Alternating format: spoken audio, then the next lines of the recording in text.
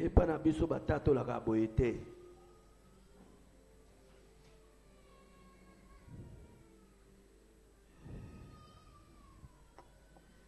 Toka mataba Biblia na biso. Mutamta na Biblia na ye. Bo dégager bato wana parce que tozako sani. Tozo célébrer mariage lelo. Hein ba frère? Il faut bato balongwa bato tu wa matali kolokuna.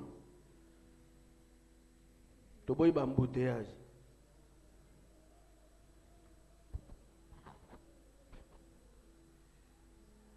Pardon.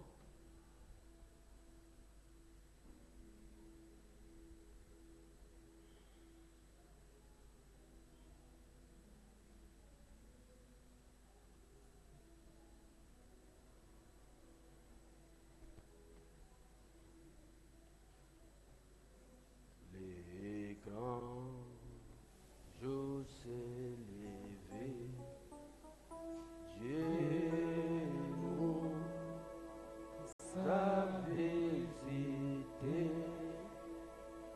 Voici les temps nouveaux, chantons.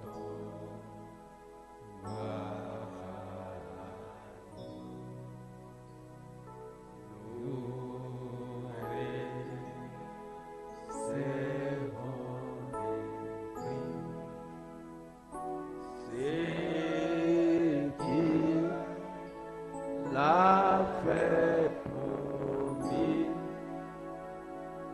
mais d'esprit et oh les saints d'esprit est là. Les saints d'esprit est là. L'amour a disparu. Je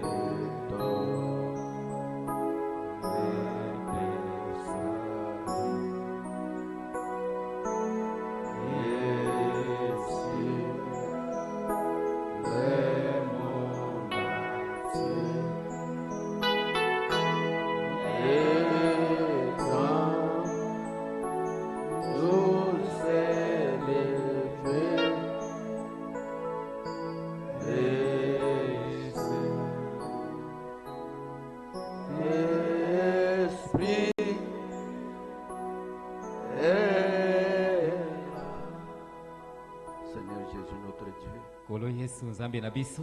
nous voulons écouter ta parole, Seigneur. Tolingi toyoka liloba na yo nkolo. Aide-nous à l'écouter Sunga biso toyoka yango.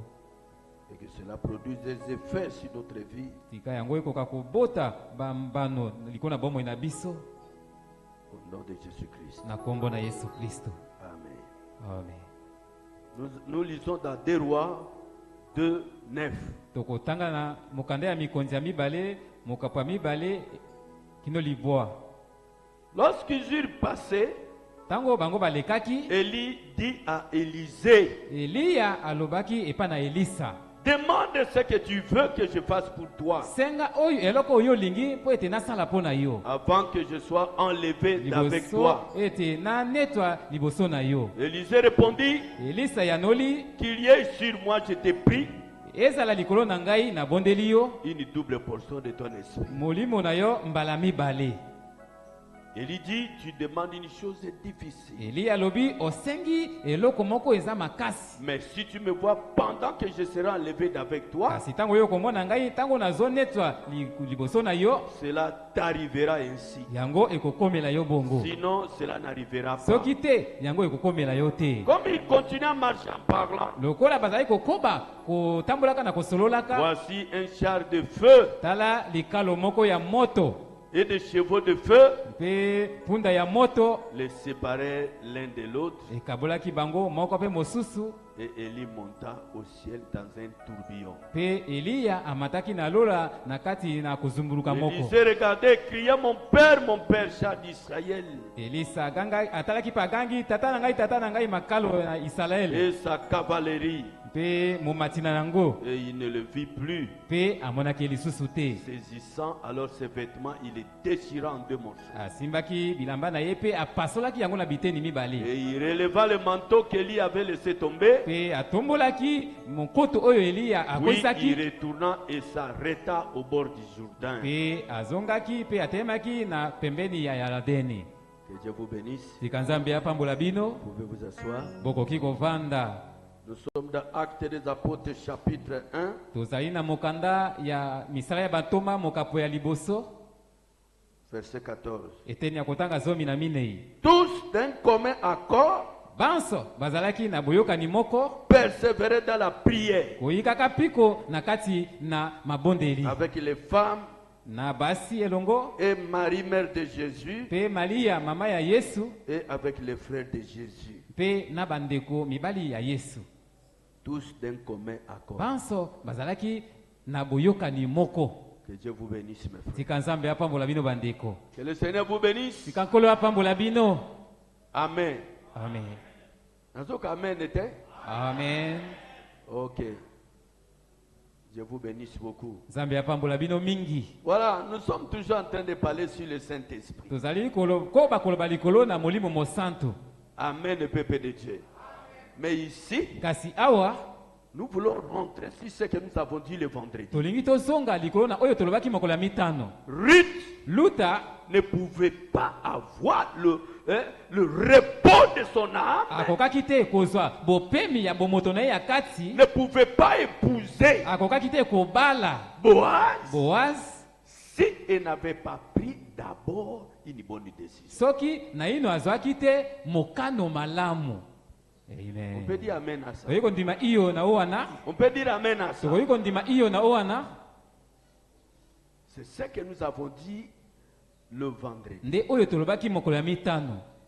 Une bonne décision Mokano malamu comprend avec la révélation oyo bazwaka yango na emoniseli vous fera continuer la marche même si vous avez des ennuis. yango ekosala ete okoba na etamboli na yo ya bokristo ata otoko kokutana na mindondo. Parce que vous avez la Po ete révélation yo oza na de emoniseli. l'objectif que vous vous êtes assigné. ezali ntina ya likambo oyo osi okatelaki yango. Ah, les kambo yo dessinate ngai fona salela nzambe. Okay. Okosala ngo malamu kaka soko zwaka pe mokano ya malamu. Donc vous ne pouvez pas recevoir le Saint-Esprit Boye ekoki te kozwa molimo mosantu si la première décision soki mokano oyo ya liboso que vous avez prise oyo yo zwaka n'a pas été correcte. yango ezalaka sembo te. À ce Na moment-là, ntango wana vous ne continuerez même pas la marche. wana okokoba kotambola te. C'est vrai, mes frères. Eza ya solo bandeko. Mais quand vous prenez la bonne Kasi décision, ntango yo ozwi mokano malamu, les épreuves viendront, mimekano ekoyela yo, les difficultés viendront, bapokoso ekoyela yo, vous ne faillirez jamais. yo kokoya te. Amen. Amen. Nous venons de lire ici. Toti kotanga awa, Élisée Elisa accompagne Élie. ake kotika to batambole elongo na Eli. Mon frère, parce que j'ai pris seulement une partie, vous Bandeko. lirez l'autre partie à la maison. Po ete nazwi kaka eteni moko ya mokie bokotanga mosusu na ndako. Élie Eliya savait qu'il devrait monter au ciel. ayebaka ete asengeli akende na lola, ayebaki. Élie passait, Eliya azalaki koleka. il voit Élisée en train de travailler dans les champs. Amoni Elisa azosala mosala kati na bilanga. C'est que Élisée, Boye Elisa comme il était là, lokola azalaki wana dans son idée, na kati na likanisi na ye, il ne savait pas ce qui va lui arriver. ye ayebaki te eloko nini ekoki kokomela ye. Mais Élisée, kasi Elisa, pardon, Élie, kasi Eliya, comme il était le représentant de Dieu lokola à ye ce moment-là, azalaki motalisi ya Nzambe na ngonga wana, il savait qu'il devait être son successeur. ye ayebaki ete ye Elisa asengeli asala mokitani na C'est ye. que Dieu l'a conduit par ce chemin-là. Yango wana Nzambe akambaki ye na nzela wana, Parce qu'il devait rencontrer po Élisée, ete son asengelaki successeur. akutana na Elisa. Amen. En cours de route, Na kati na nzela il a rencontré beaucoup de gens. akutani na bato mingi, Mais kasi il n'y avait pas la profondeur. bozindo ezalaki te. Quand il a vu Élisée, Tango ye amoni Elisa, il dit ça y est, alobi likambo yango sikoyo ekomi, jette ta houe, bwaka kongo na yo, suis-moi. landa ngai. Amen. Amen. Et ils ont continué, ils ont commencé la marche. Pe babandi kotambola. Frère Branham me dit, Ndeko Branham alobi c'était une marche à 3 étapes. ezalaki kotambola moko ezalaki na biteni misato. Et à chaque étape, Pe eteni moko moko Élisée pouvait se retrouver devant les gens Elisa kokaki komizwa kozama liboso na bato qui se moquent de lui. oyo baza koseka ye. Amen. N'est-ce pas? Eza bongo te. Élisée, Pe Elisa toi tu suis cet homme-là. yo ozolanda mobali wana Rentrez. zonga na yo. Élie écoute ça. Eliya yoki yango Il pose la question à Élisée. atuni motuna epa na Elisa. Comme ces gens ont demandé que toi tu Lokola rentres, bato wana basengi ete yo zonga, ne peux-tu pas rentrer? kasi okoki kozonga te. Il dit moi, Alobi ngai j'ai eu la révélation nazwi emoniseli que toi tu es le représentant de ete Dieu. yo ozali motalisi ya Nzambe. Mes frères, je peux vous dire ce matin Bandeko nakoki koyebisa bino na ntongo ya lelo qu'aujourd'hui, ete lelo nous avons un représentant de tozali Dieu na motalisi moko ya Nzambe sur la terre. awa na mabele. C'est William et Marion Ezali Branham. nde William Marion Branham. Amen.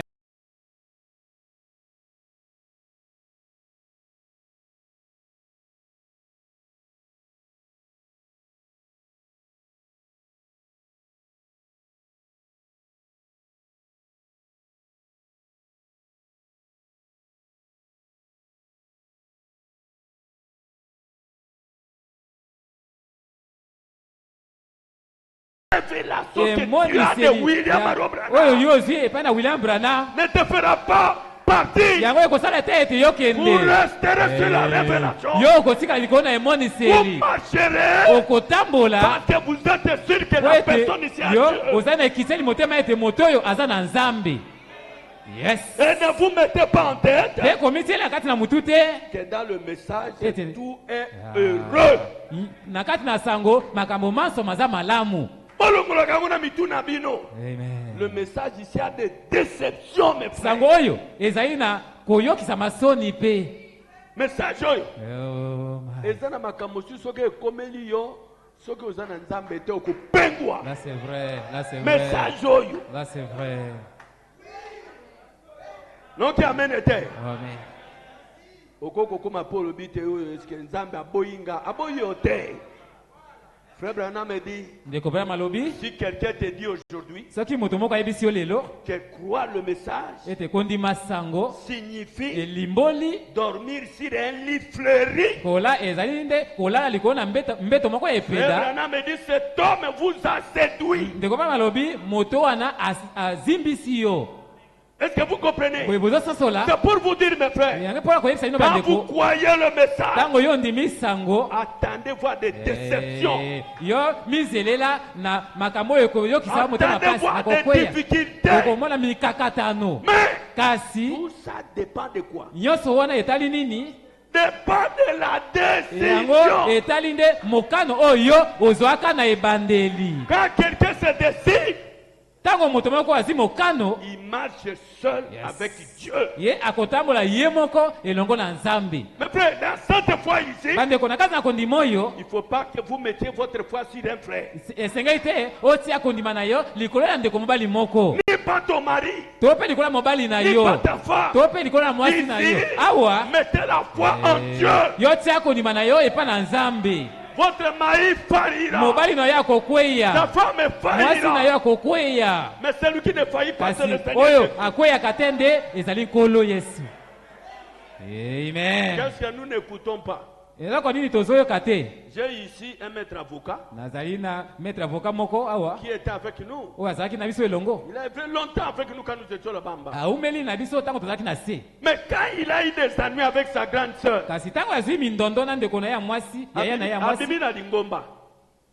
il est parti. Il dit, je ne peux plus prier avec ma grande sœur dans une même église. Frère Branham me dit, c'est une décision irréfléchie.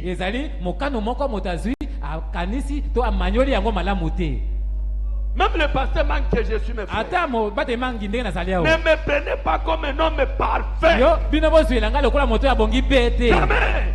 J'ai mes défauts, mes frères. J'ai aussi des qualités. J'ai aussi des défauts. Si vous m'aimez par mes qualités,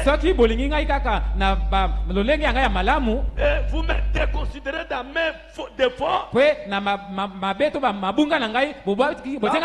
pas aimé. Est-ce que vous comprenez? Amen, le peuple de Dieu. Amen. Le message ici, moi je vous dis, j'ai passé par des moments difficiles avec mon épouse. C'est vrai. Je vous dis la vérité. Ce qui nous embêtait au Kopengwa. Mais on a pengwa te. Hein? Un jour, un voleur vient. Nous étions endormis avec mon épouse. Parce qu'en Mbandaka, ils ont des voleurs qualifiés.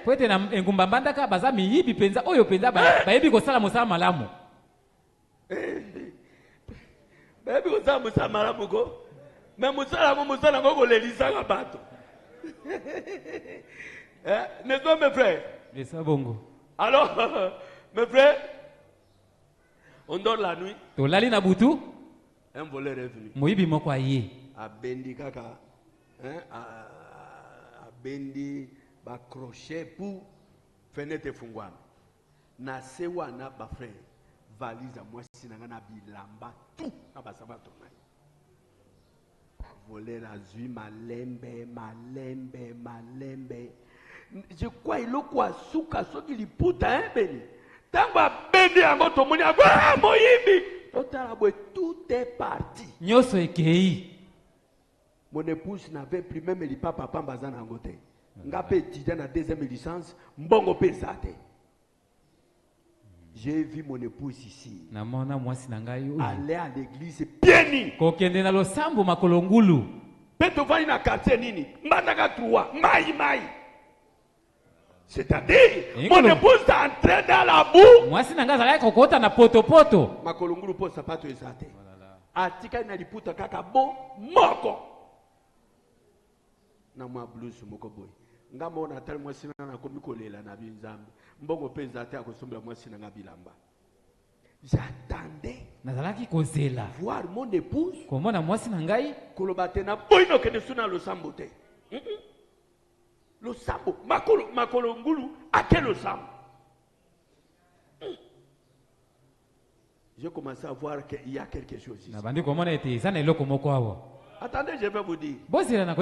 Pourquoi aujourd'hui, dans notre église ici, nalingaka moto akabela moninge lambo ya la tate, bokoye batina ngo sikoyo. Est-ce que vous comprenez? Adolingo kabela mutu eloko, leke pa badiaka. Motona yeba teke yomtu kabela ki. Ils ont expérience dans les kinal. Est-ce que vous comprenez? Il voit mon épouse sans habit. Et son mari vendait les pièces d'habit. Il a donné à mon épouse. Pièce à combien? Mi balé to moko. Moko, hein? Ma frère, moi si n'a pas à tongi encore bien. Tout ça les photos du moi li papa. Moi si n'a pas les kaboye. C'est wano omoni lambo sere beni ala jiwana. Ngani mtu na pesa kiye. Na oki angomba liboso suis. Moi si n'a pas tongi suko le kaboye. Omoni lambo wana sere beni ala jiwana. Esimbiye penza. Ngani mtu na pesa kiye. Na comme na 3 témoignages, nebisi mwasinanga. Allez, longola bilamba. Kanga ngona katia. Ya sachet, tukanga tsala. Allez, yaka toke. Toke ou tokume passer wana na tongo. Nga basaka na kalanga te ba frère. Ngoko tcholanga te. Boyo yebi lobi eloko ngana kokoma te. Est-ce que vous comprenez? Oui, vous êtes cela. Nga mototo zo nyata ye kuna ngate. Ngana taka reso, o nyati ngolo kwelo kolo pim. Est-ce que vous êtes avec moi? Bozananga elongo. Alors, nous sommes allés chez la sœur. Toki pana ndeko mwasi. Il nous a accueillis. Ayambi biso. Ah, merci beaucoup, sœur. Comment? Non, prions Dieu. Nous avons prié. Tobondela. Terminé. J'ai dit, sœur, merci beaucoup. Parce que tu as donné cet habit à mon épouse. Mais, cet habit devient l'objet d'un opprobre. Moi,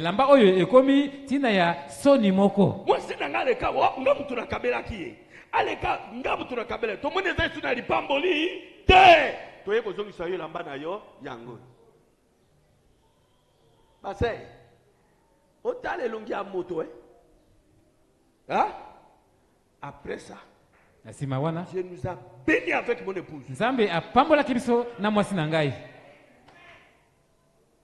ata ipe azongi sabiso yango ndenge ni azwa ekosa ndeni akomi na difficulté ngabi te toyeka po totikele lamba wana nzambe apambola oyo ekomela bango na nsima délige je prends mon épouse nous parle nabimi nazwi mwasi na ngai délige kozinda pende ekomela bango na nsima ba frère ondo sa moto lipamboli ba frère ça là on a simplicité. Yo mo beta ngombonda. Bah frère. Les souffrances vous les trouvez dans ce message ici. Ba miyoko okokuta yango na kati na sango yo. Boki na bisibino. Mokolo na zo bonda mabele koma mungwa. Tozaka ki mungwa. Mais tozana makaka. Mungu ezate. Je dis, mais que n'est pas ma sœur moi bien, tu peux supposer que senga bango. Mais que ni sukuna Seigneur. Bodi. Zo ma bele wa. Zo ma bele. Na be tiana nzo. A tiana nzo na bondeli. Ma bele li moi. Et comme mungwa. Yewa. Toli abiloko na mungwa na Nzambe.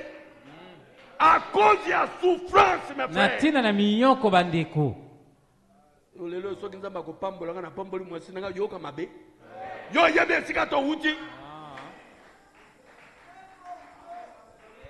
Est-ce que vous comprenez, ma frère? Yo yebe nzela to leki. Ba souffrance on ngane to moni yo yebi.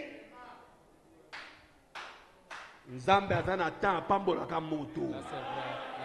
Ma frère, ata ozonyoko malelo ndima nzambe azalaka na nyongo na moto te.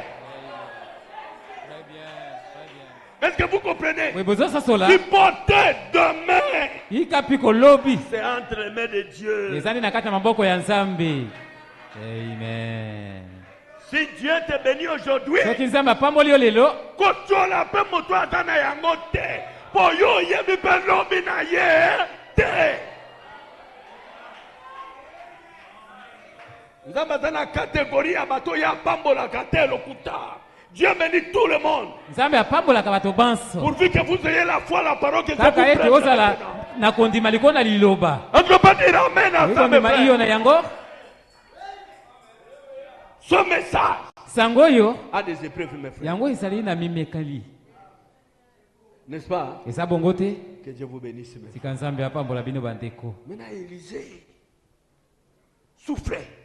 Élisée azali konyokwama. À comme na place Gilgal par exemple. Il trouve le serviteur de Dieu là-bas. Akutani basali ya Nzambe wana. Qui était informé spirituellement. Oyo ba yebisamaki na nzena molimo. Que Élie était Elia devrait être emporté au ciel. Asengeli ya mema manalola. Quand ils sont arrivés avec Élisée, Elisa, toi tu suis cet homme-là. Il sera levé, toi tu seras où? Rentre là où tu viens. Élie écoute ça. Il pose la question. Yaya. Bangora ba ebisio. Tozana no wana Gilgala wa. Zonga na yo po koke preve yo te. Élisée dit. Elisa lobi, ton Dieu Nzambe na yo est vivant. Azana bomoi. Il sera aussi mon. Akozala pe Nzambe na ngai. Là où tu mourras, moi je mourrai. Je ne t'abandonnerai jamais. Nakotika yo ata mokolo te. Voilà la décision de l'homme qui a la révélation. Ya moto oyo azana emoniseli. Parlez d'Élie. Kolobanakina na Elia. On dit amen. Mais aujourd'hui, l'Élie d'aujourd'hui, c'est William Branham. Mais ce qui est arrivé à Élisée, t'arrive à toi. Mais pourquoi toi tu faillis? Ne faillissez pas. Allez de l'avant. Si ça n'était pas aujourd'hui, demain ça sera. Le problème est de rester dans la parole. Alléluia. Amen. Il n'y a qu'un seul endroit aujourd'hui où Dieu bénit les croyants. Dans le message. Yes. Ici, même si ça chauffe, attendez-vous à une restauration. Notre consolation, c'est dans le message des frères. Ici, on ne meurt pas pauvre. Yes. La pauvreté est un état. La révélation de la parole peut enlever la pauvreté. Le Dieu de William Branham change les circonstances, mes frères. Aujourd'hui vous pleurez, demain vous allez vous réjouir.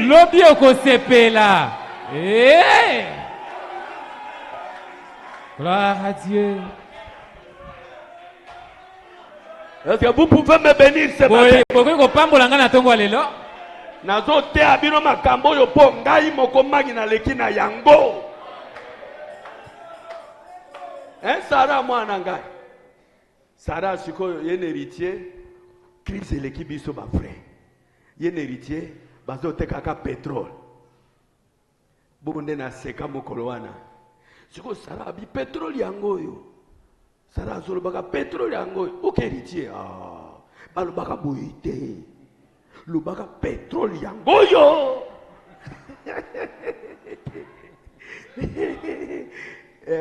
ma frère ngana bano yo to le kiba moment difficile mais Dieu nous a consolés. Moïse a prié à Dieu. Au psaume 90.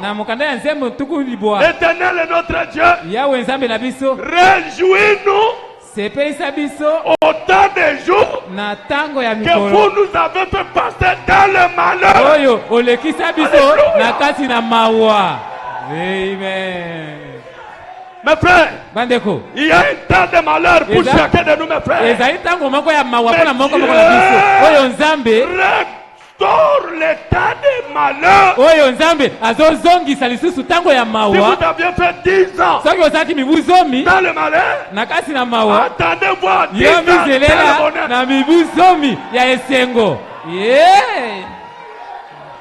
Ça c'est notre Dieu. Amen. Amen, peuple de Dieu. Ma difficulté y a l'élo côté angouez à la permanente. Et ça pour l'élo. Histoire na yoko komama mokolo mosusu ezali.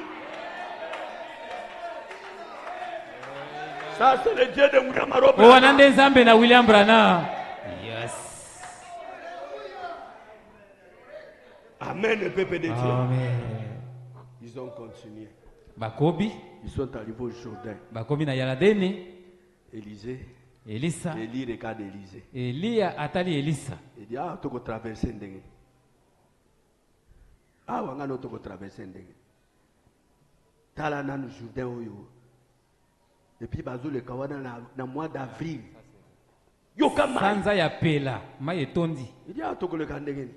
Zonga na yo. Frère Branham dit. Ndeko Branham alobi. Parfois le prédicateur. Mbala mosusu motei. Peut vous décourager. Akoki kolembisa yo motema.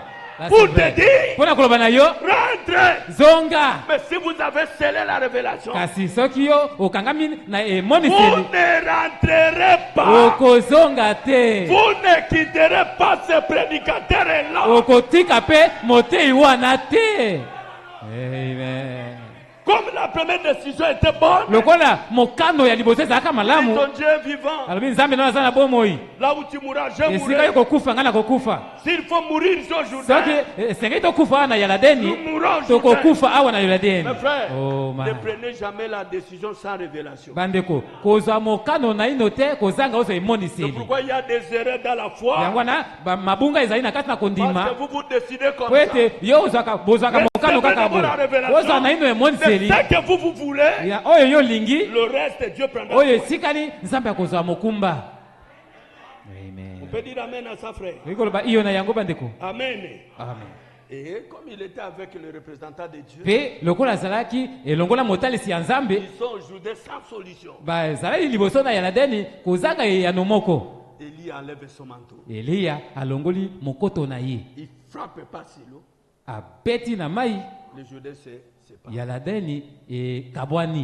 La troisième décision là, mokano ya misato wana prise par Élisée, oyo Elisa zwaki, c'était la fin. Ezalaki penande ya suka. Élisée était convaincu. Elisa penda motema na ezalaki ya kokita. Cet homme ici, ete motoyo mon disciple. Azali penda moto nga zolanda. Alléluia. Amen. Il était convaincu que je ne perdrai plus cet homme ici. Motema na ezalaki ya kokita ete na kobungisa isusu motoyo te. Il dit passons mes frères. Abito kende. Ils sont passés. Ils sont arrivés de l'autre côté. Élisée, j'ai commencé avec toi la marche. Elisa, j'ai trouvé que tu ne faillis pas. Tu as confiance en moi. Que Dieu te bénisse. Maintenant, c'est la dernière chose que je te pose la question.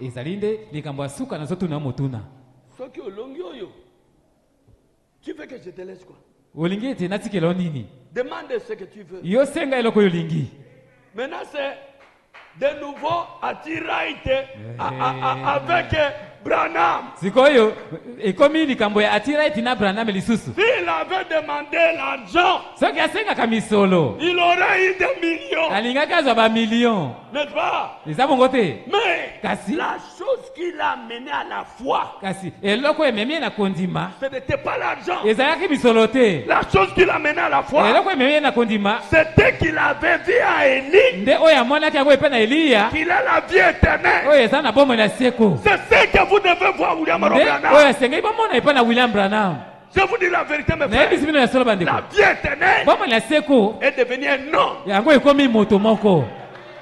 Reconnaître cet homme, c'est recevoir la vie éternelle.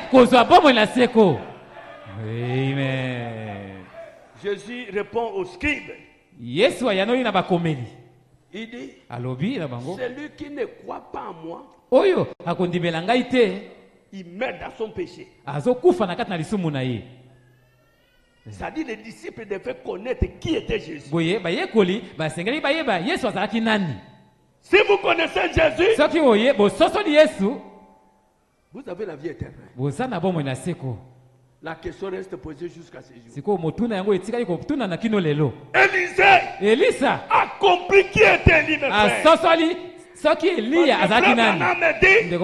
L'esprit d'Élie revient 5 fois. Molimo na Elia ezosonga mbala mitano. Il était dans Élie. Ezaki na Elia. Et passé dans Élisée. Eleki na Elisa. Et venu dans Malachie chapitre 4. Eye na Malaki ya mine. Non, est venu dans Jean-Baptiste. Et pas na Yohani Mobaptiste. Et passé dans Malachie chapitre 4. Eleki na Malaki ya mine. Vous bino surveillez le parcours de Élie. Bolanda nzela oyo Eli azoleka. Dieu aime cet esprit là. Nzambe alingi molimo wana alingaka yango. Est-ce qu'on peut dire amen? Weko ndima iyo na yango. Maintenant, sikoyo Ils ont traversé. Bakatesi. Ils sont arrivés de l'autre côté. Bakomi na ngambo mosusu. Il dit, demande ce que tu veux. Abi senga oyo lingi. La chose qu'il a mené vers Élie, ce ne sont pas des voitures. Ce n'est pas voyager à l'Europe. Ce ne sont pas des femmes. La chose qu'il a menée à soutenir le ministère d'Élie était la révélation que Dieu était à Élie. Il soutenait le ministère. Alléluia. Que Dieu vous bénisse, peuple de Dieu. Dieu vous bénisse, peuple de Dieu. Et Élie lui pose la question. Comme dans sa pensée, il connaît qu'il a soutenu le ministère d'Élie. Il peut demander que ce qui a rapport avec le ministère d'Élie. Oh, la dernière chose dans son ministère, c'était diviser le parlemento. C'est le plus grand miracle. Et on lui demande qu'est-ce qu'on peut lui donner. Mais il ne peut choisir que le manteau. Alléluia. Il ne peut choisir que le manteau. Dis-moi, je veux la double portion de ton esprit. Où était cette double portion-là? Était où? Il était en Élie. Comme Élie, quoi ça? Portait le manteau. Le manteau d'Élie avait toute la puissance d'Élie dans le manteau. Amen. Oh, vous voulez que je vous donne un témoignage? Dites amen à ça. J'ai prié pour les malades. J'ai pris mon costume, j'ai laissé ça sur la chaise. Et le frère Raymond vient. On vient. Moi, je voudrais partir avec la veste là à la maison.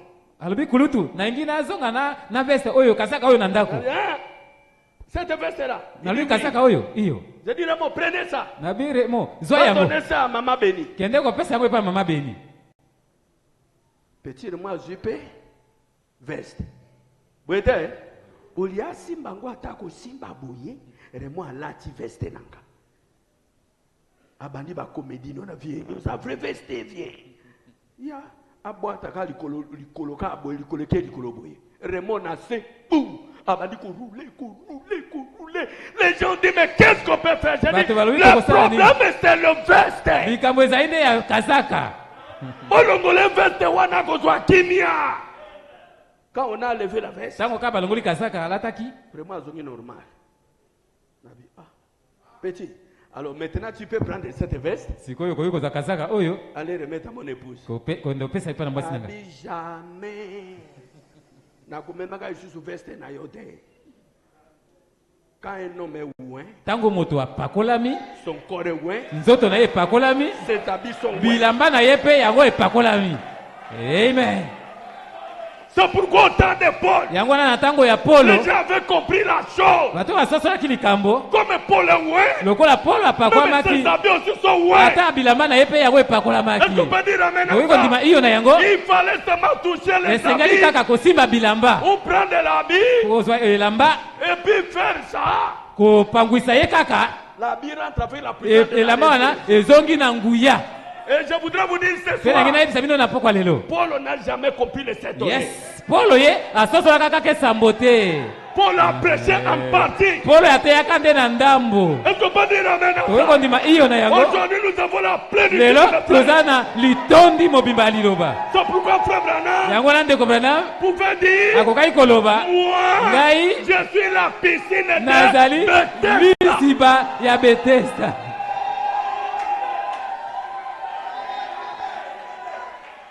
Est-ce que vous comprenez? Nous aujourd'hui nous sommes plus que Paul. Bon, ma révélation. Ce n'est pas que nous sommes des idolâtres, non. Nous avons la révélation. Quand je vous dis la vérité, mes frères, si vous avez la révélation, c'est le pasteur Mangalom de Dieu. Amen. Tout ce que le pasteur Mangi touche est puissant. Ça, je vous dis la vérité. C'est pourquoi cette femme est là. Quand il a regardé mon véhicule, pasteur, motuka na yo etondisa minyoso kana likonzi na moto. Abiloko les awana yo tomona mutuka nyonso za enveloppé na likonzi na moto. Et dans des bateaux un message bon l'équipe écriture trop. La révélation est la révélation. Et moniseli ezande kaka emoniseli. Amen. Quand mon collègue de service est tombé au service, tango moninga nanga ya mosala akoyaki na mosala, j'ai dit venez. Nalobi boya na ye. Je l'ai mis dans mon véhicule. Natie na mutuko na ngai. J'ai dit je te dis maintenant. Na yebiso sikoyo. Qu'il y a Dieu dans mon véhicule. Ezana nzambe na kata mutuko na ngai. Allez, reste dans mon véhicule. Yo tika na mutuko na ngai. Ne te déplace pas. Ko kenesika mosusu te. Je suis revenu. Nazongi. Yenyoso mai tout. Atoki nzoto mobimba. Abina atoki nzoto mobimba mon frère. Pona nini azwaki foi que motuko wana ezaki na nzambe. Ah bino bozo to na kake sambo ba frère. Voilà. Kake sambo c'est une puissance illimitée. Nguya yo ezana suka te. Amen. Est-ce qu'on peut dire amen à ça? Soyez bénis mes frères. Soyez bénis mes frères. Alors maintenant mes frères avançons. Élie dit à Élisée. Ah, tu as demandé une chose difficile. Recevoir le Saint-Esprit est une chose difficile. Parce que l'homme, sa vie, ce sont les désirs de la chair. Dieu n'habite pas dans l'homme à cause des désirs de la chair. Mais si le désir de la chair quitte l'homme, Dieu va habiter ce corps. Est-ce qu'on peut dire amen à ça? L'ennemi de l'homme, c'est lui-même. Lorsque vous avez encore le contrôle de vos pensées, vous aurez difficile à œuvrer dans le ministère. Il faut être délivré. Et Dieu est là-dedans. Il dit, tu me demandes quoi? Double portion. C'est une chose difficile. Mais écoutez. Écoutez. Ma prédication de ce matin. Il dit. Mais. C'est une chose difficile. Mais. Toi. Regarde-moi. Quand je monterai. Regarde-moi. Comme je monte. Toi tu me regardes. La chose arrivera. Mais si tu ne me regardes pas, la chose est passée.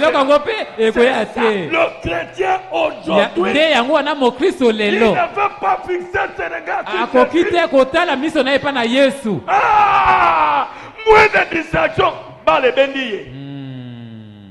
Mon dimiazo tala Yesu match entre Sénégal et na Congo atiki kotala Yesu Christo ake kotala bal. La chose n'arrive Là c'est vrai, là c'est vrai. Fixez le regard sur Jésus. Signifie voir le message de Frère Branham. Évitez toutes les autres distractions. Vous ne restez qu'avec le message de Frère Branham. Si vous allez à gauche avec le message, allez à gauche. Fixez le regard sur le message.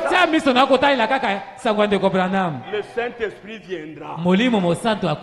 Mais si vous avez un pied dedans, un pied dehors, il ne viendra pas. Maintenant vous avez compris. C'est une chose difficile. Pour que Dieu vienne habiter dans le cœur de l'homme. Mais il y a des principes. Fixez les regard sur la parole. Kotia miso likona liloba. Amen.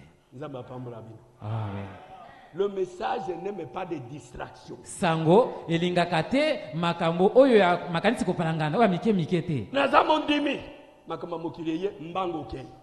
Nazamondimi makama mokileye mbango ke. Comme je vous disais ce jour. Le quoi nazali ko yisema mokolo wana. Un frère va discuter avec notre frère. Ndeko moko ya mobali yake ko wela na maloba na ndeko mobali mosi. Pende mobali alobina ye chez nous. Et pas na biso. Bino bana. Un chrétien n'a pas chez nous. Mon Christo azakate na maloba ya epa na biso. Chez nous c'est le message des frères. Epa na biso nde sango ya ndeko Branham. Amen. Chez nous epa na biso dali bokoko na biso basala ka boyete. Oh là là. Bokoko na biso basala ka boyete. Un homme comme celui-là. Moto lokola owana n'a pas les yeux fixés sur le message. Miso na ye ezali likolo na sango te. Non qui amène été. Vous avez trop de distractions. Ozali na makambo oyo ezo sala ete otika sango makanisi palangana. Un enfant de Dieu. Mwana na Nzambe moko. Il doit fixer ses regards à Jésus. Asengali miso na ye atia yango likolo na Yesu. Alléluia. Mais frère, parce que vous êtes grandi ici à Kinshasa. Bandeko, po ete bino bokoli awa na Kisasa. Moi j'ai grandi à l'intérieur. Ngai na koli na mboka. Vous savez quand quelqu'un est allé prendre le fétiche. Oyebi so saki moto. Auti koza ba kisi epa na nganga kisi. Ba yebi siye lokolo zo kende wana. Ata moto abengi okotala sima te. Boyete. Hein? Boyoka angote. Ata na kisa ba magicien pe ba sala kangote. Boyete. Ata ba bengi yo komekate. Yo miso kaka liboso. Wana soko komi na ndako eloko anesa nini ekosalema. Siko ngai naza na besoin nazwa laru wana pas magicien auti kopesanga. Boyete ata noki te voit ya pasteur nanga. Boyete hein? Frère Jean Thomas. Frère Jean Thomas. Pour la nini, je respecte la consigne qui a été donnée. Tosa, lolenge maloba baloba ki nanga ete na landa. Parce que je sais que maloba on est en ambano. Voilà. Est-ce que vous comprenez? Très bien. Mais vous dites, kasibino ba yebisi bino, ne tournez pas vos regards. Yo ko balola ko tala na yote. Fixez vos regards. Botala miso na bino. Jésus. Vous aurez la double portion. Mais la double portion, c'est le Saint-Esprit. Est-ce qu'on peut dire amen à ça? On vous dit de fixer les regards. Jean Thomas. Pardon.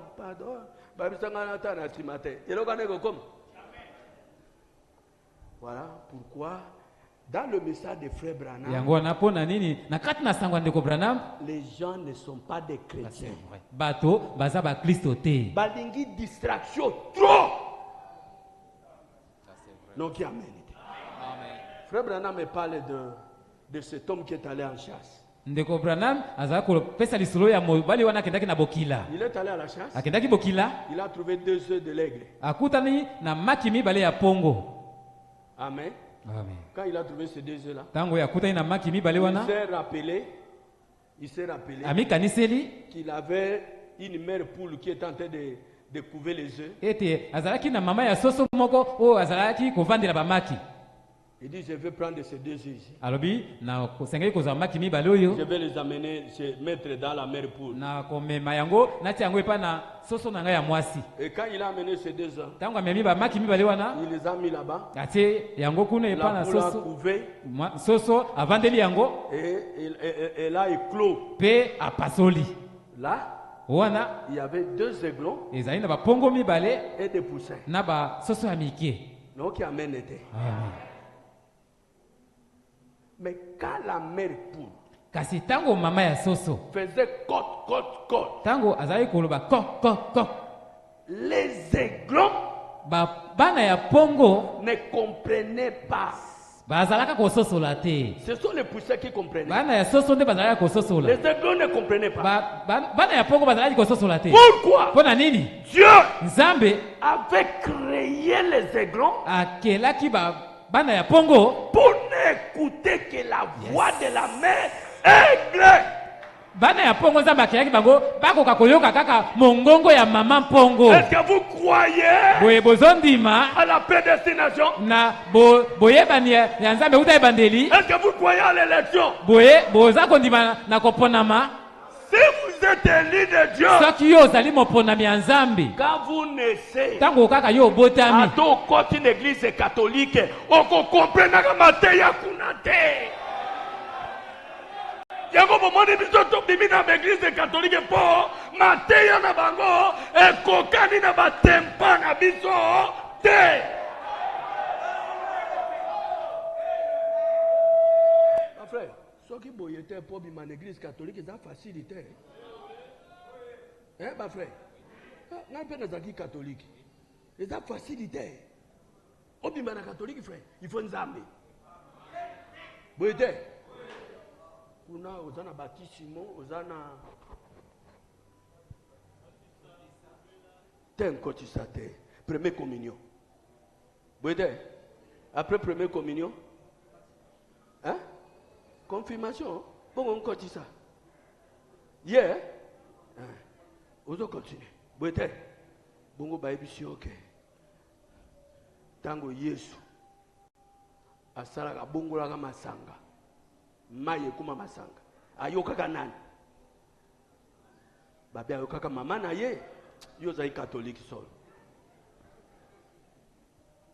ba frère est-ce que vous avez ngelongo babi ayokaka mama na ye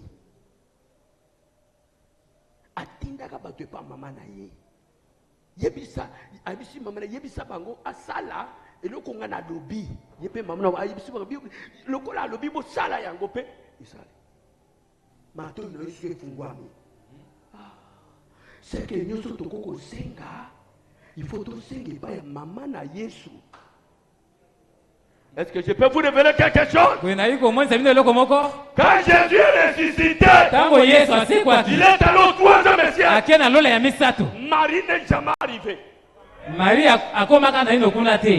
Jusqu'aujourd'hui, Jésus est rentré dans la divinité du Père. Là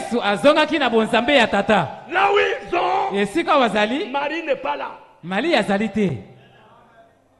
Je peux vous troubler ce matin. Abraham est révélé le son du haut de la chair. Parmi les ressuscités qui devraient écouter la foi de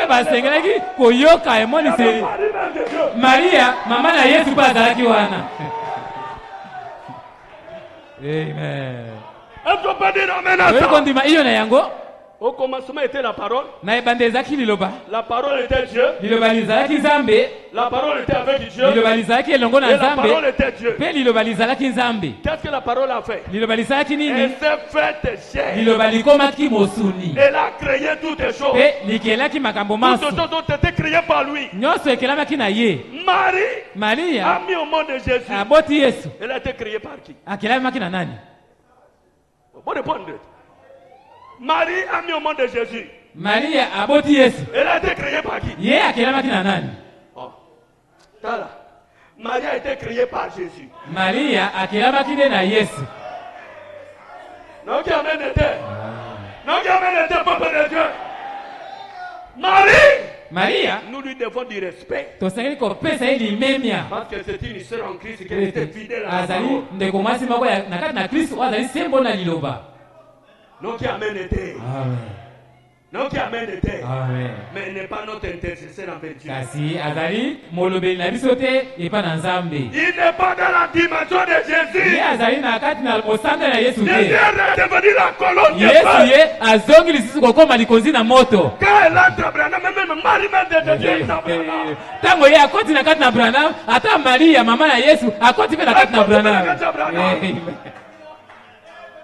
A dit amen à ça. Vous devez parler de quoi? C'est la parole qui le dit. Amen. Que Dieu vous bénisse. Fixez les regards. Tia miso na yo. À Christ. Et pas na kelesu. Et toutes les promesses de Dieu vous les donnez. Bilaka nyonso ya Nzambe okozwa yango. N'ayez pas de distraction. Yo kozala makanisi kopalangana te. Moto azo salela Nzambe azalaka na ba distraction te. Mukeboke uzakati na kolo, mukeboke uzana libanda. Mo Kristo akende kolanda match ya Barcelone. Ba frère. Mo Kristo. Ok, uzokende koka bona buto e pa na biso njili kuna. Mais awa tozo bete ba oracle ya Nzamba awa. Ah, tozo lo bana batote, Marie a été créée par Jésus. Yo yo lo ba meno zo lo ba meno. Mais ce qui va solo la tema du. Est-ce que batona ba komona Nzambe, ba mona Nzambe te? Dieu n'aime pas les distractions. Dieu veut qu'on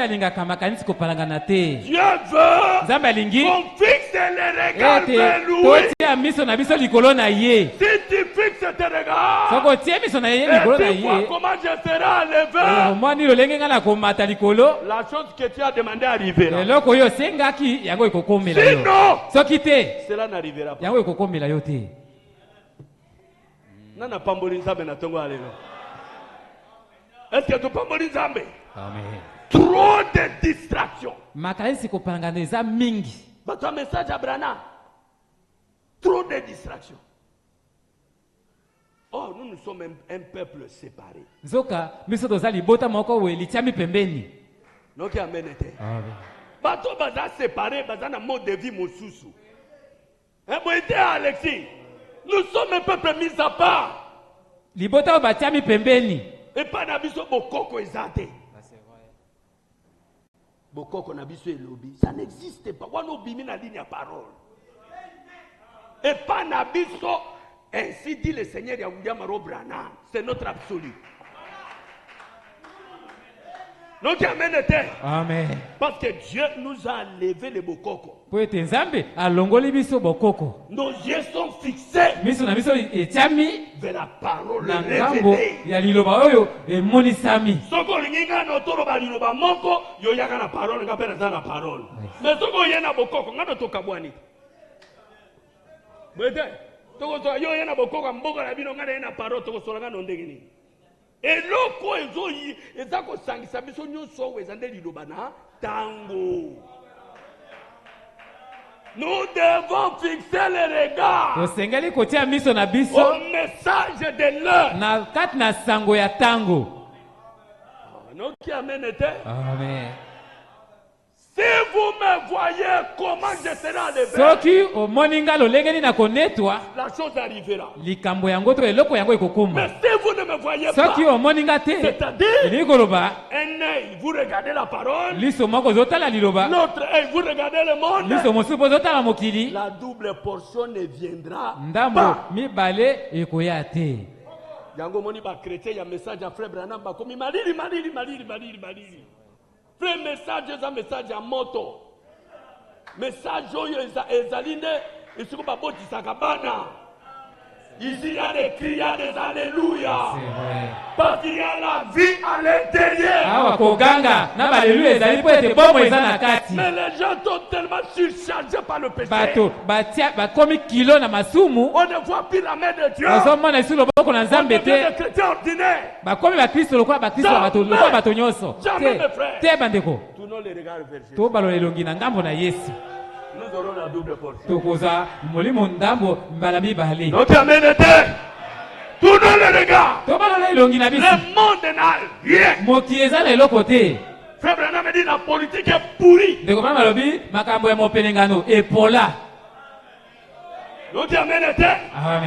Boye bisanga na mokilo to côté soufa na nan. Faut na biso na parole. Solution ba problème na biso parole. Donc amen. Dis na biso parole. Restons dans la parole. Vous ne serez pas déçus, mes frères. Oh, Zambé Labrana. Nous échouons. Parce que tout le monde est na kati. Frère Branham veut que nous soyons des chrétiens engagés.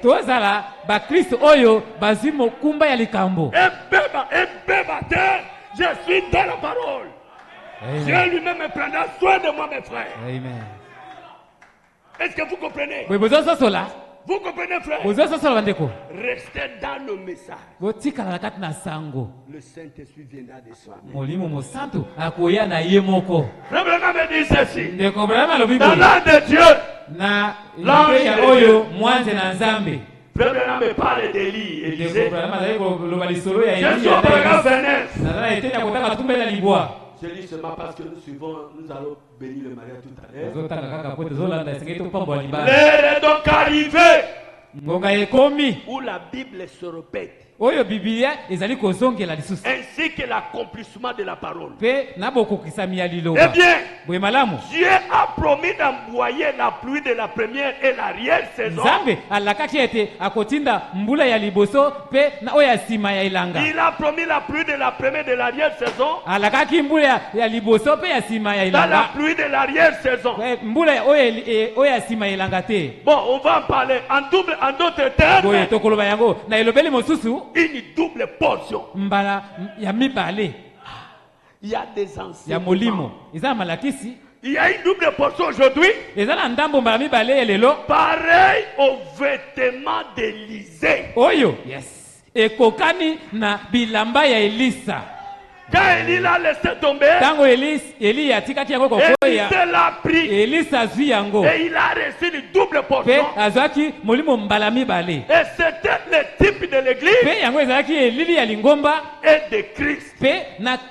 Christ a été enlevé et le même esprit qui était sur Christ est sur l'église. Yes. Et l'église ici, c'est l'église en majuscule. Ce n'est pas minuscule. Ce n'est pas tabernacle de racheter. L'église ici en majuscule, c'est le corps de Christ. Le même esprit qui est en Jésus est aujourd'hui dans l'église. Voyez-vous? Mais écoutez la condition. Si tu me vois partir,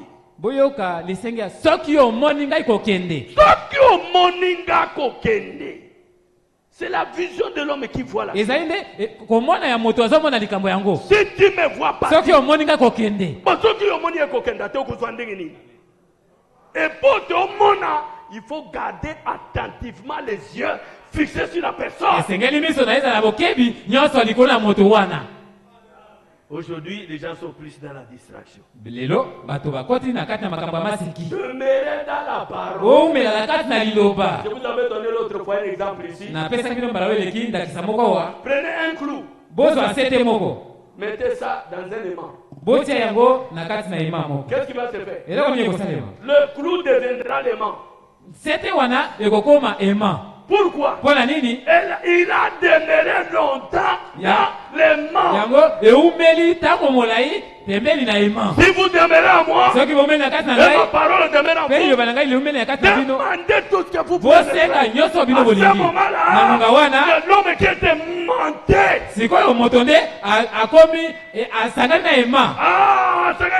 Jésus-Christ. Amen.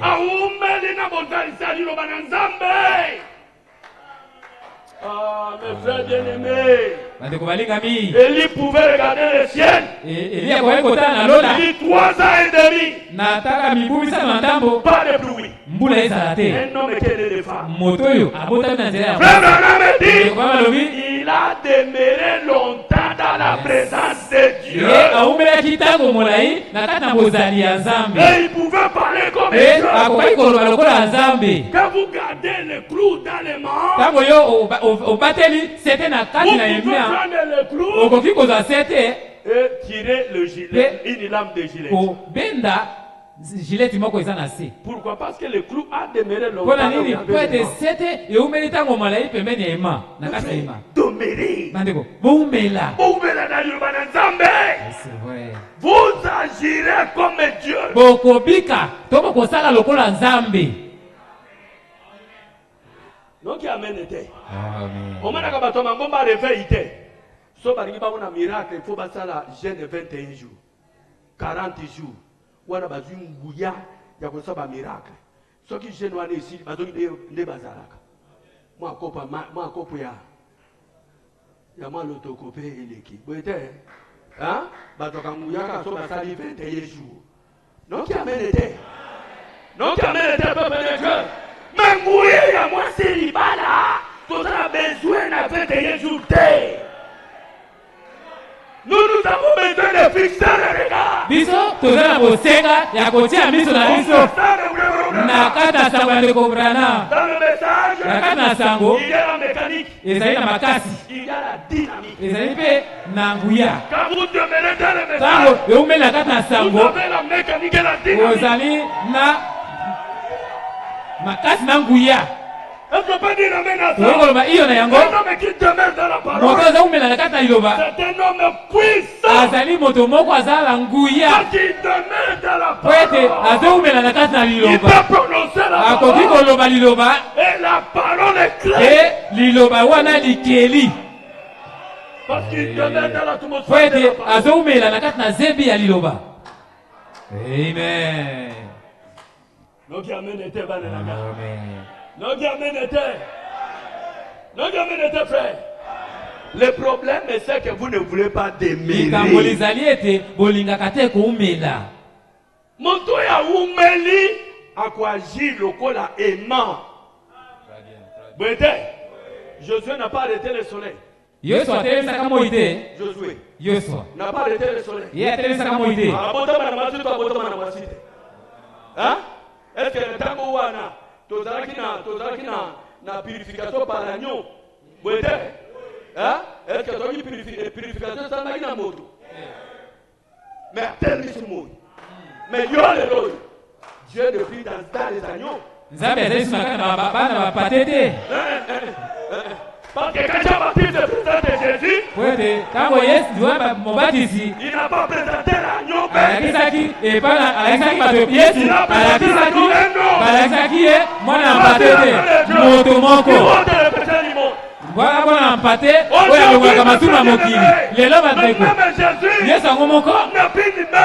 azali nyama te avandi nakata nzoto na William Branham. Il est l'agneau de Dieu. Azali mwana mpate na Nzambe. Wazolo wa masumu mokili. L'expiation aujourd'hui. Olimbisa masumu lelo. Ezali te eleki ntango ya Yosua. Awa. Nous créons. Awa tozokela. Par la parole. Na nzela na liloba.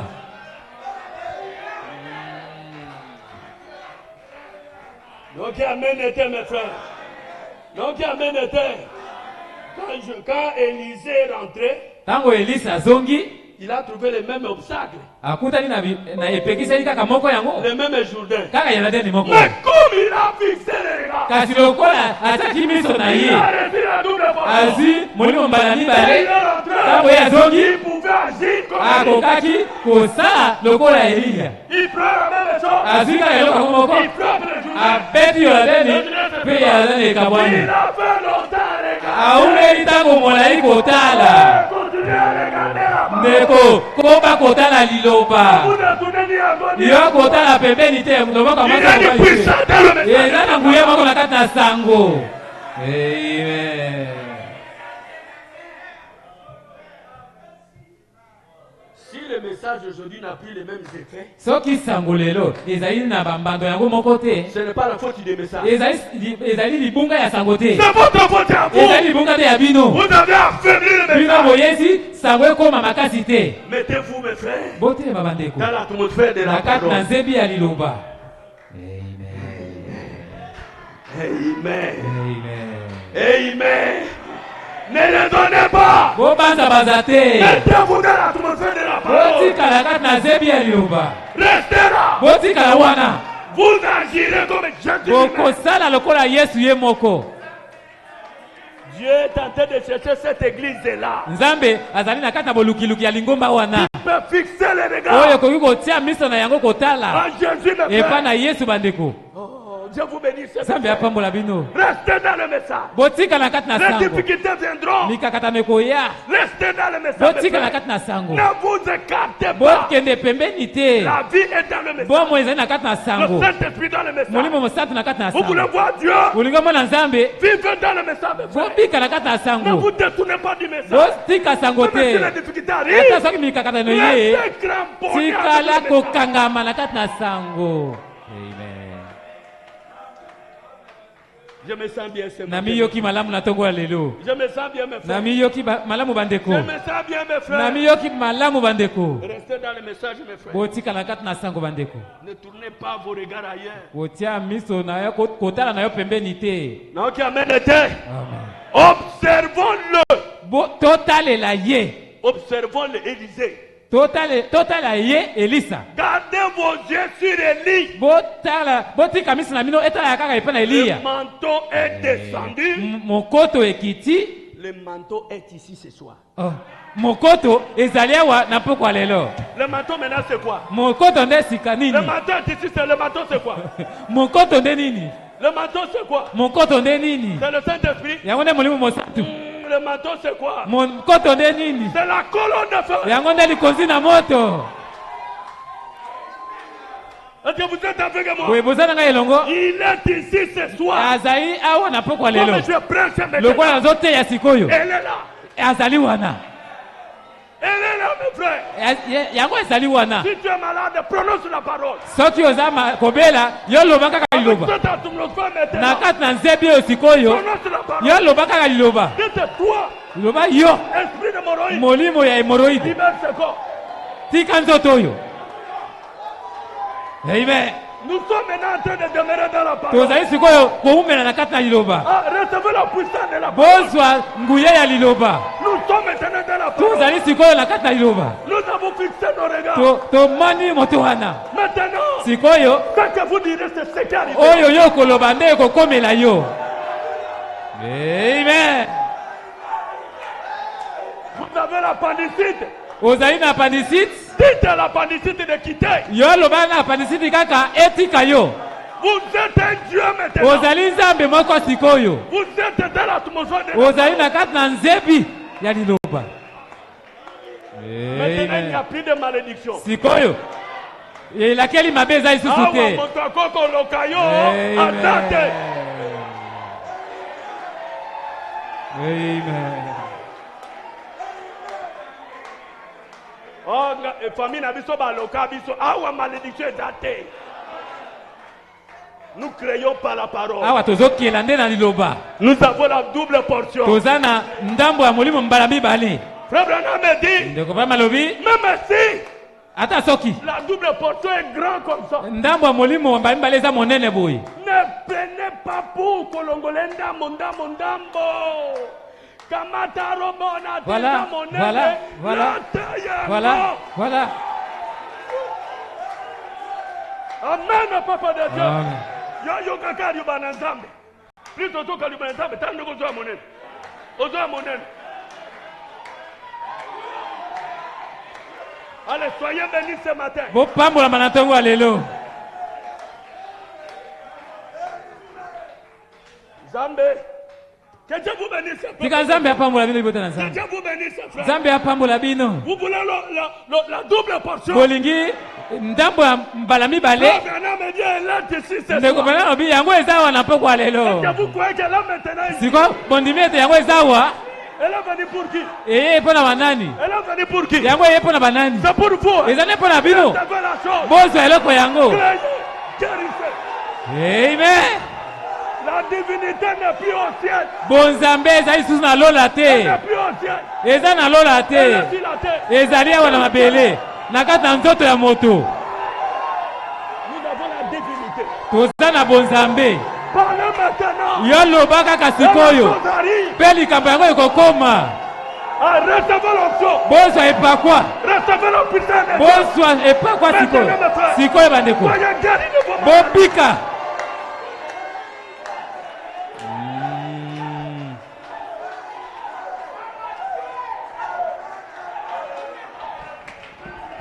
debout, mes frères.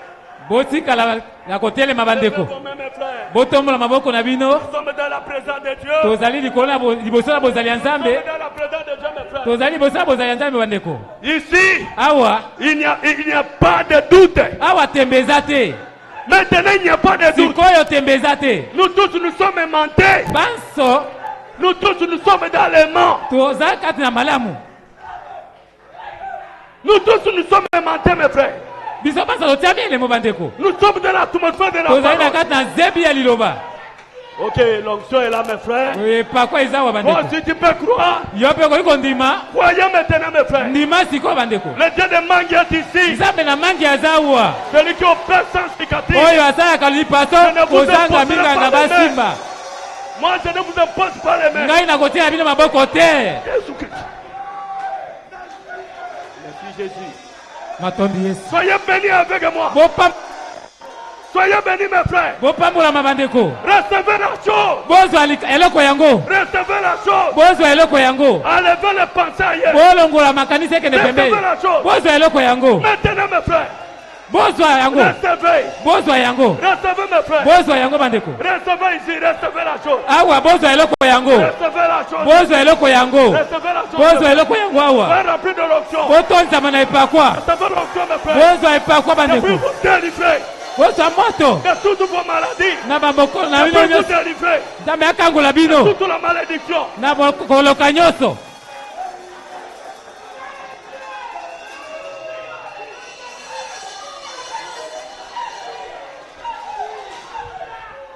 Fixez les regards. Fixez les regards.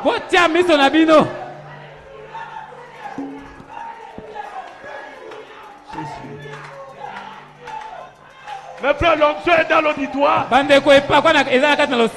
vous dire que le Seigneur Jésus est meilleur. Votre problème a déjà trouvé des solutions. Il est venu nous effacer les larmes. Oh, que Dieu vous bénisse mes frères. Que Dieu vous bénisse mes frères. Tout dans la chambre haute était comme un accord. Quand le Saint-Esprit descendit, compromis par les secs. Oui, Seigneur, Seigneur, envoie-ta. Alléluia, Seigneur. Envoie-ta, oui. Oh, Seigneur, envoie-ta. Et bâtis de tous les. Oui, Seigneur, Seigneur. Oh Seigneur, envoie-ta, Seigneur, Seigneur.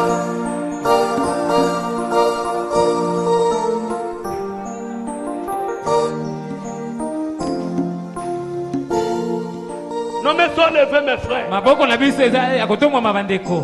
Fixez le regard vers la parole.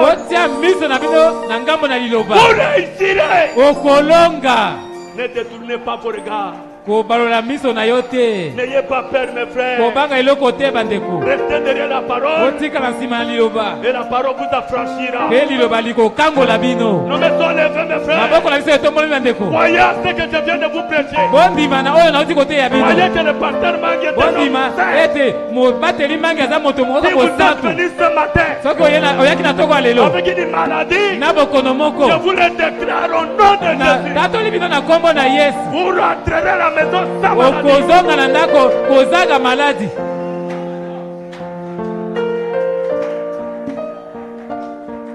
Attendez-vous au Seigneur mes frères.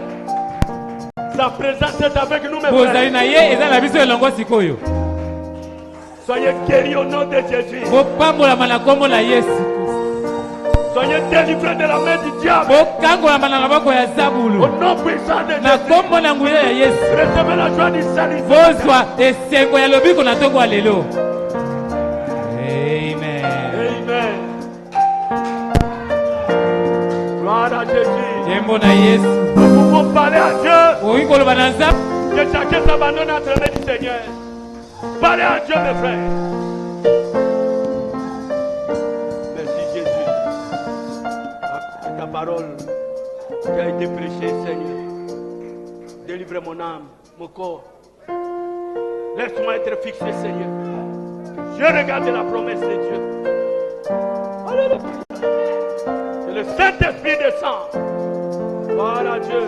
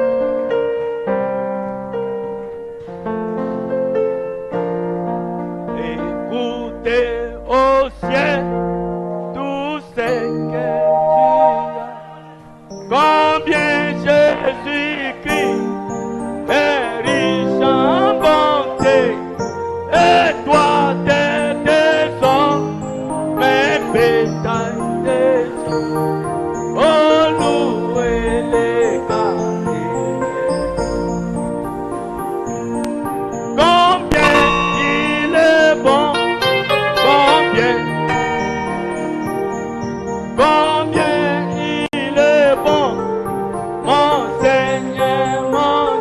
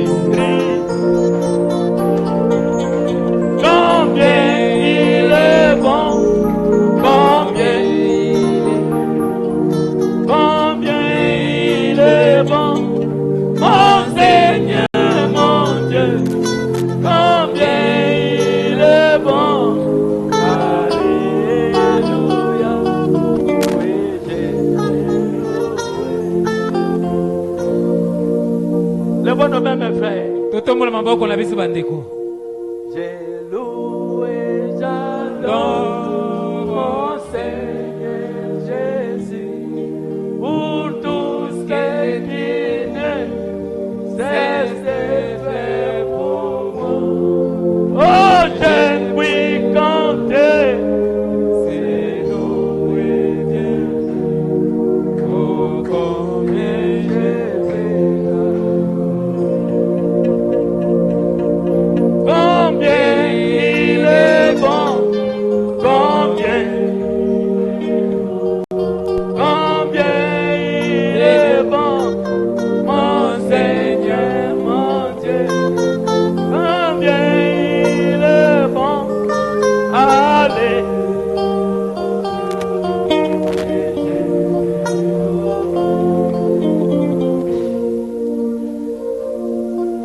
Béni sois-tu le Dieu d'Israël. Ofambolama yonzambe na Israël. Le Dieu de William Arobrana. Zambe na William Brana. Pour nous avoir permis d'écouter ta voix ce matin. Pona ko pesa biso ndingisa koyoka mongongo na tongo lelo. Tu nous as dit, Seigneur, Olobi na biso kolo. si jamais nous voulons avoir le Saint-Esprit, Soki tolingi toza molimo mo santu. que nous puissions tourner le regard vers toi. Ete tokoka kobalola ko elongi na biso kotalela Ôtez kaka yo. nos regards vers le monde. Kotalela ta moko te na ngambo ya mokili. Le monde ne nous satisfait plus, Seigneur. Mokili ezosepelisa biso te. Tournez nos regards vers toi Kobalola elongi na biso na ngambo na yo. pour que nous puissions recevoir la Po ete double portion. tokoka kozwa molimo mbala mibale. Bénis les oreilles qui ont écouté. Pambola matoi oyo yoki. Bénis notre foi, Seigneur. Pambola kondima na biso nkolo. Si nous étions dans les distractions, Soki tozalaki na kati na makambo ya mike ya makati kopalangana. ramène-nous à ne regarder que toi. Zongisa biso totalela kaka yo. Nous te bénissons Topamboli yo. pour ce moment précieux. Pona tango oyo malamu. Pour la délivrance que tu as accordée à tes enfants Pona ce matin. kokangolama oyo opesi na bana na yo. Pour la guérison, Seigneur. Pona lobiko ya nzoto nkolo. Pour le retour de la joie du salut dans le cœur des Pona croyants. bozongi ya esengo ya lobiko na kati na mitema ya bana na yo. Au nom du Seigneur Jésus. Na kombo na Yesu Kristo. Gloire à Dieu. Kembo na Nous Yesu. dîmes et nos offrandes. Pambola moko na zomi na biso pe makabo. Bénis le mariage que nous allons célébrer tout à l'heure. Pambola libala oyo tokosala na sikoyo. Au nom de Jésus-Christ. Na kombo na Yesu Kristo. Amen. Merci. Matondi. Que Dieu vous bénisse. Saluez-vous les uns les autres. Nzambe